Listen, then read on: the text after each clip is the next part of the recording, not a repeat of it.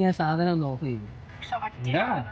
എടാ കേൾക്കുന്ന തന്നെ എനിക്കിപ്പോ ഒരു പേടിയാണ്. നീ എന്തിനാ ഈ പേടിക്കുന്നു?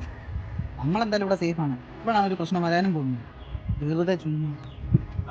നമ്മള് സേഫാടാ, അവര് സേഫായിരുന്നു അവിടെ നടക്കുന്നതിന്റെ തലേദിവസം വരെ.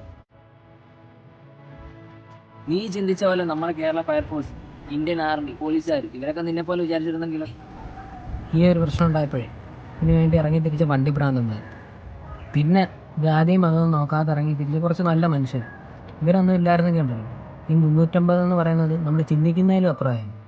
എനിക്ക് നീമാര് പറയുന്നത് മനസ്സിലാവുന്നു, പക്ഷെ നമ്മളെ കൊണ്ട് എന്ത് ചെയ്യാൻ പറ്റും? ഈ പറഞ്ഞത് ശരി, നമുക്കൊന്നും ചെയ്യാൻ പറ്റത്തില്ല. പക്ഷെ ഇത് വയനാട്ടിന്റെ മാത്രം പ്രശ്നമല്ല, നമ്മുടെ ഓരോ മലയാളികളുടെയും പ്രശ്നമായിട്ട് നമ്മൾ ഇതിനെ കാണുന്നു.